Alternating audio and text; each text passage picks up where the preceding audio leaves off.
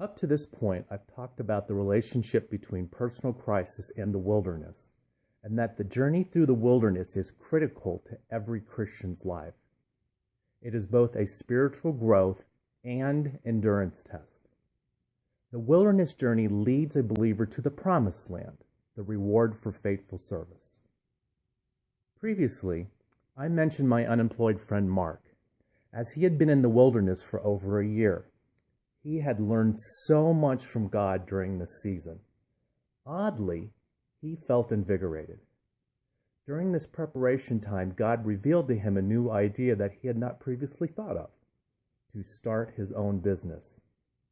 He latched onto that idea, and within a few months, God blessed him with a livable income, and after a year, he was making significantly more than when he was working for someone else. Being self-employed gave him the freedom and self-worth he had been dreaming about. Mark reached his promised land.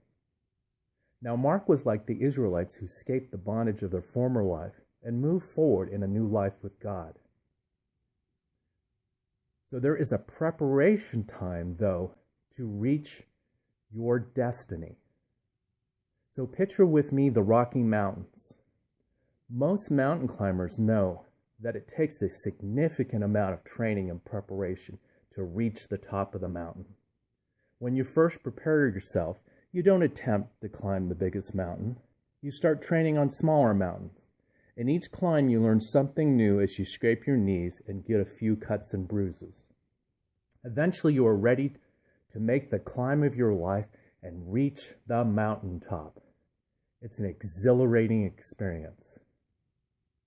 Many of us long for the Lord to come into our lives with power, but most of us fail to recognize that God requires a significant period of preparation to experience that power.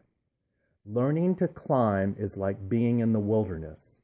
The promised land is like when you reach the top of the mountain. God promises to each one of us a promised land filled with peace, abundance, and freedom.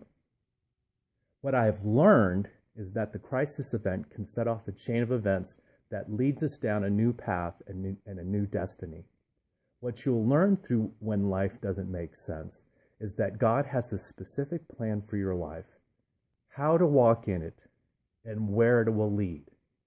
I challenge you not to flounder any longer in worry and doubt, but instead embrace the beauty of the wilderness journey and how it can change your life. Ultimately, this new and unfamiliar journey leads to a destination where blessings happen and dreams are fulfilled, called the Promised Land.